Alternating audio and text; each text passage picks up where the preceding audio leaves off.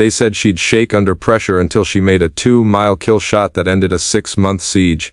This story begins at the Marine Corps Scout Sniper School at Camp Pendleton, California, where Sergeant Sarah Phantom Mitchell was struggling to complete her final evaluation for advanced sniper qualification. At 26 years old, Sarah had exceptional marksmanship scores, consistently hitting targets at 1,000 meters with sub-MOA accuracy, perfect scores on ballistics calculations, and an intuitive understanding of wind reading that impressed even veteran instructors. But there was one problem that threatened to end her sniper career before it truly began. Sarah's hands had a barely perceptible tremor under extreme stress. "Sergeant Mitchell," said Gunnery Sergeant Mike Eisman Thompson during her final stress evaluation, "your marksmanship is outstanding under controlled conditions, but we've documented micro-tremors in your shooting hand during high-pressure scenarios. Sniper work requires absolute steadiness when lives are on the line." Sarah stood at the 100-meter firing line at Camp Pendleton, her custom .338 Lapua rifle resting on the bipod as instructors monitored her vital signs through sensors attached to her gear. "Gunny, the tremors are minimal and they don't affect my accuracy scores. I've been compensating for them successfully throughout training." Master Sergeant James Steele Davis, the school's chief instructor, shook his head with concern. "Mitchell, compensating in training is different from performing in combat. When you're holding position for 18 hours, when enemy counter-snipers are hunting you, when a missed shot means American soldiers die, that's when those tremors become deadly liabilities." Staff Sergeant Maria Ghost Chen, Sarah's primary instructor, had mixed feelings about her students' readiness. "Sarah, your technical knowledge is superior to most graduates, but sniping isn't just about knowledge. It's about controlling your body's stress responses. The Marine Corps can't deploy snipers who might miss critical shots because of physiological limitations." But Sarah had studied the biomechanics of precision shooting extensively, and she believed her tremors could actually be turned into an advantage with the right techniques. With respect, I think everyone's misunderstanding what those tremors represent. They're not signs of instability. They're indicators of heightened sensory awareness. My nervous system is processing environmental data faster under stress, not breaking down." 8 months later, Sarah's controversial theories would be tested in the most challenging circumstances imaginable during the siege of Devil's Canyon. A strategic mountain pass in the rugged terrain of Montana had been occupied by a sophisticated domestic terrorist organization led by Marcus the Engineer Black, a former Army Corps of Engineers officer who had transformed an abandoned Cold War bunker into an impregnable fortress. For 6 months the siege had ground on without resolution. The fortress controlled the only access route to the Three Rivers Valley, where approximately 10,000 residents of small mountain communities had been cut off from emergency services and supply lines. The terrorist organization had taken 50 federal agents hostage during the initial assault, making traditional assault tactics impossible. The enemy's greatest asset was Marcus Black himself, a brilliant military engineer who directed the defense from a fortified command post within the bunker complex. FBI behavioral analysts indicated that eliminating Black would cause the entire organization to collapse, but reaching his position seemed impossible through conventional means. "Sergeant Mitchell," said Colonel Patricia Iron Lady Jackson during the emergency briefing at the FBI's Tactical Command Center established outside Glacier National Park, "you're being assigned to Sniper Team Alpha for Operation Longshot. Your mission is to provide precision fire support for the federal assault teams attempting to breach the bunker complex." Sarah studied the tactical maps with the intense focus that had characterized her entire military career. The bunker was positioned on a rocky outcrop 520 meters from the nearest concealed firing position, well beyond the effective range of most sniper systems and at the absolute limit of even the most advanced precision rifles. Master Sergeant Davis, who had flown in from Camp Pendleton specifically for this operation, remained skeptical about Sarah's deployment. "Mitchell, this isn't a training exercise. You'll be under constant observation by enemy spotters, taking fire from multiple directions, and operating in environmental conditions that would challenge even our most experienced snipers. Those stress tremors could compromise the entire mission." But Sarah had spent months since graduation developing breathing techniques and biomechanical controls that could actually utilize her body's stress responses to enhance rather than degrade her accuracy. "Master Sergeant, I understand the challenges, but I've also analyzed the ballistics requirements for this mission, and I believe I can make the shots that others can't." The mission began before dawn on a clear Tuesday morning in the Montana Rockies. Sarah and her spotter, Corporal Marcus Eagle Eye Williams, made their way to the advanced firing position, a rocky outcrop designated Observation Post Bravo that provided the only clear line of sight to the bunker command center. The position was brutally exposed, offering minimal cover and requiring Sarah to remain motionless for potentially hours while enemy patrols searched for the sniper team that intercepted communications had warned them about. "Phantom, this is Eagle Eye," Williams whispered through his spotting scope as they established their hide position. "I've got visual on the bunker command center. Range 3, 5 and 20 meters. Wind is variable, 8 to 12 mt from the northwest shifting to west-southwest. Temperature 42 GVF. Barometric pressure 30.5 inches. Sarah adjusted her scope and studied the target through her night force optic. The shot was at the absolute limit of her rifle's capability, requiring her to account for bullet drop, wind drift, Coriolis effect, and atmospheric conditions with mathematical precision that left no margin for error. "Eagle Eye, I'm reading the same environmental data. But there's something else. I'm detecting thermal currents rising from the valley floor that will affect bullet trajectory. The shot is possible, but it requires compensating for variables that aren't in any manual."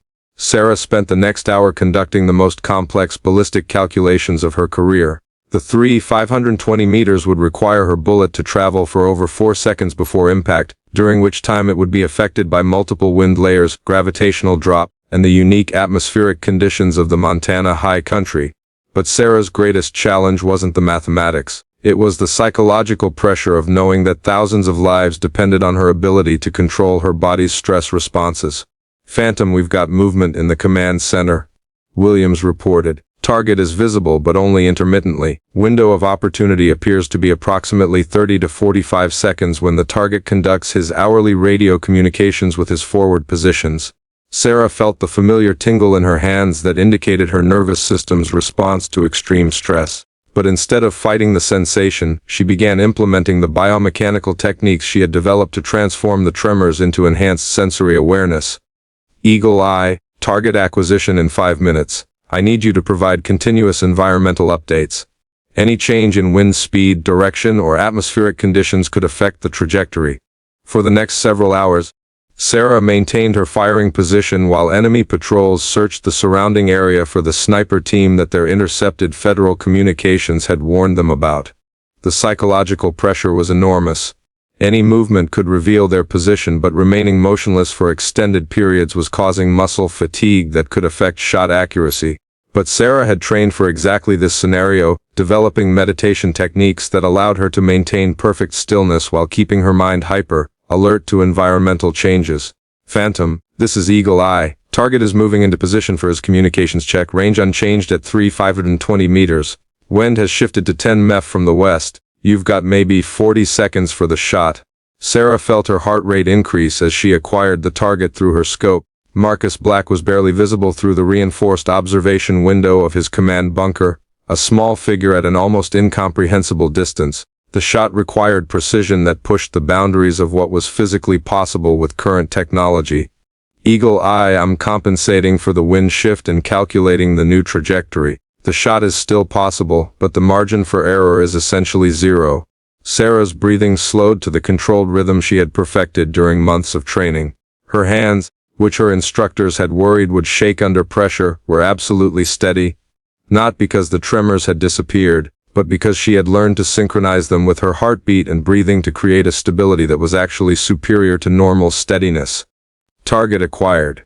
Wind call confirmed. Range confirmed. Firing sequence initiated. The mathematical calculations required for the 520-meter shot were staggering. Sarah had to account for bullet drop of approximately 200 inches over the distance, wind drift of nearly 60 inches with variable atmospheric conditions, Coriolis effect causing additional drift due to Earth's rotation, temperature variations affecting powder burn and bullet velocity, atmospheric pressure changes altering air density, thermal currents rising from the Montana Valley floor, and altitude effects at 6,000 feet above sea level. But Sarah's mind processed these variables with the computational precision of a supercomputer, integrating environmental data with ballistic mathematics to calculate a firing solution that existed for only seconds before conditions changed. Shot fired.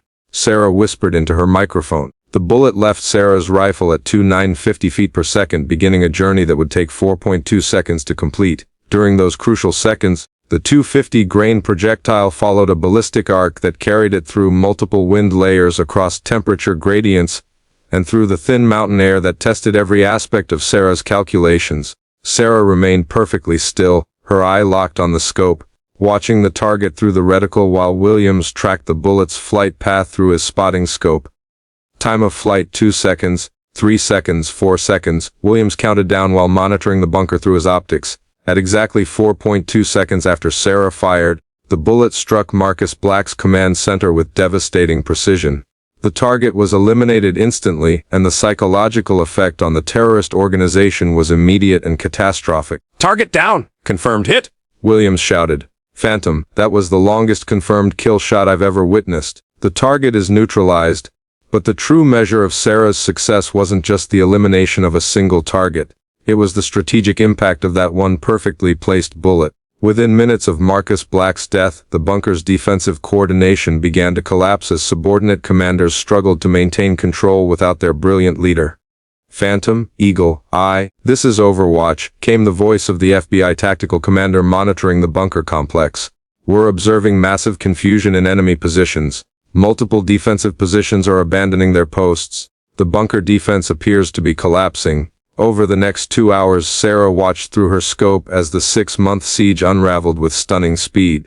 Without Marcus Black's engineering expertise coordinating their efforts, the terrorist defenders were unable to maintain their sophisticated defensive strategy. Federal assault teams that had been repelled dozens of times suddenly found gaps in the defenses that allowed them to advance. "All units, this is command," announced Colonel Jackson over the tactical network. "The bunker has been breached. Hostile forces are surrendering en masse. All 50 hostages have been recovered alive. The siege is over. I repeat, the siege is over." The liberation of Three Rivers Valley proceeded with remarkable speed once the bunker fell. The 10,000 residents who had been trapped for 6 months were finally reconnected with emergency services and supply lines. Federal agents held hostage were freed unharmed, and the domestic terrorist threat that had paralyzed the region was eliminated. But perhaps the most significant outcome was the recognition that Sarah's controversial approach to precision shooting had achieved something that conventional law enforcement doctrine said was impossible. "Sergeant Mitchell," Colonel Jackson said when Sarah and Williams returned to the FBI Tactical Command Center, "what you accomplished today will be studied by federal marksmen for generations. A 500-meter kill shot under these conditions isn't just exceptional, it's a redefinition of what's possible in precision shooting." Master Sergeant Davis, who had initially opposed Sarah's deployment due to her stress tremors, was the first to congratulate her when she completed her mission debrief. "Mitchell, I owe you an apology. What I interpreted as a weakness was actually an adaptation that made you more effective under pressure. Your nervous system's response to stress enhanced your sensory awareness rather than degrading it." Corporal Williams, who had spotted for Sarah during the historic shot, couldn't contain his amazement.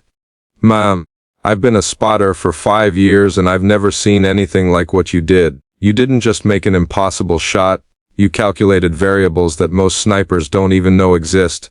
But Sarah's greatest satisfaction came from a simple message she received from the mayor of Cedar Falls, the largest town in Three Rivers Valley. "Thank you for bringing our families home safe." Sarah's 520-meter kill shot became the longest confirmed sniper kill in domestic law enforcement history, breaking all previous records by over 800 meters.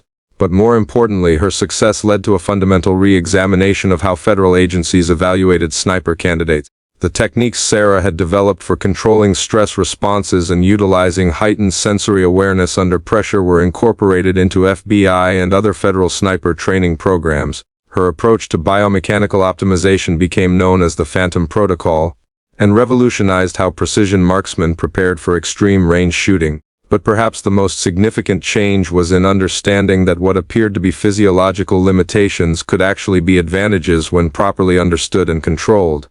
Sarah's tremors, which had nearly ended her sniper career, proved to be indicators of enhanced nervous system sensitivity that could be harnessed for superior performance. Today, Staff Sergeant Sarah "Phantom" Mitchell leads the Marine Corps Advanced Marksmanship Research Program at Quantico, Virginia, where she develops the techniques and technologies that enable the next generation of precision marksmen. Her historic shot in the Montana Rockies is remembered not just as an individual achievement, but as proof that the human body's stress responses can be transformed from limitations into capabilities. And when young Marines ask her how she made a shot that everyone said was impossible, Sarah always gives them the same advice: never let anyone tell you that your body's natural responses are weaknesses. Every tremor, every increased heart rate, every stress indicator is your nervous system providing you with data. Learn to read that data, control it, and use it. Sometimes what makes you different is exactly what makes you capable of the impossible. Because sometimes the person everyone thinks will shake under pressure is exactly the one who will remain perfectly steady when it matters most. And sometimes the longest shot in history is taken by hands that others thought would never stop trembling.